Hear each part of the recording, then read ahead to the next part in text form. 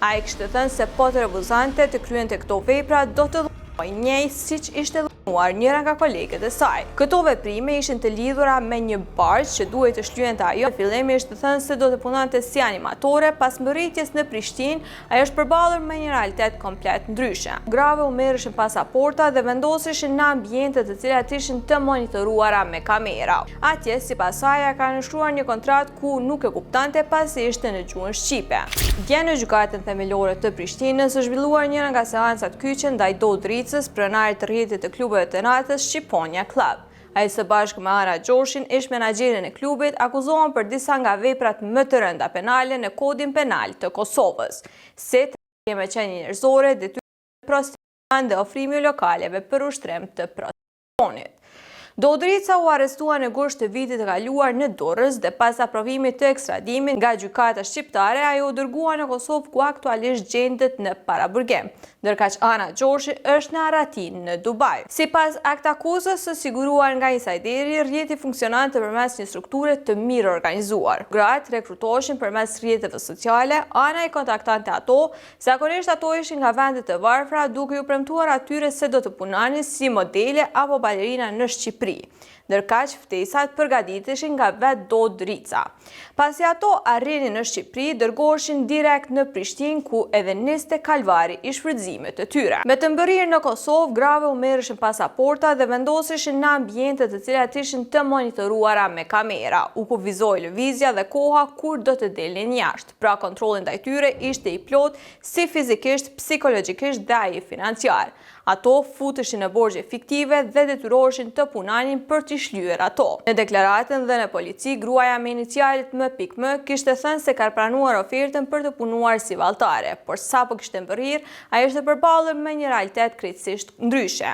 Ajo saj nuk i kërkoi të vallëzonte, por të plotësisht dhe të shoqërante klientët në dhomat VIP. Ajo ishte në presion të vazhdueshëm për të kryer akte seksuale dhe pagesat që merrte ishin minimale. Në disa raste ishin ofruar dhe ishte kërkuar të kryente marrëdhënie seksuale me miqt e pronarit, ndërkaq ky i fundit kontrollonte situatën edhe vetë personalisht.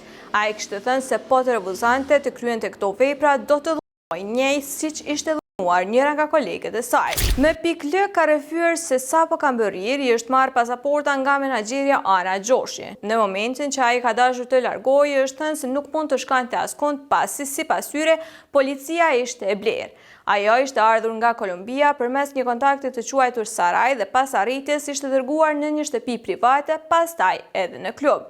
Atje, sipas saj, ka nënshkruar një kontratë ku nuk e kuptonte pasi ishte në gjuhën shqipe. Ajo ka thënë se ka filluar punën me njëherë dhe është kërkuar të nxit klientët që të presin me justifikime se duhej të shlyente borxhet e udhëtimit prej Kolombisë në Shqipëri që ishin 2.300 euro. D.Q. në deklaratën edhe në polici kishte deklaruar se ka nënshkruar një kontratë që përfshinte detyrime të pazakanta si të vallëzonte në mënyrë provokuese të ulej në prerë të klientëve dhe të shfaqej në dhomat private. Këto veprime ishin të lidhura me një barq që duhej të shlyente ajo që ishte kostoja e udhëtimit nga Kolumbia.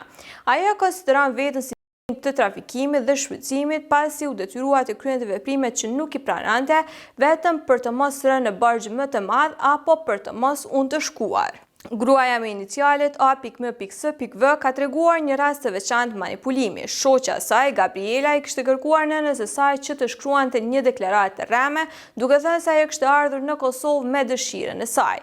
E në të vërtetë, nëna e saj e kishte lajmëruar Interpolin me atë që kishte ndodhur me të bien.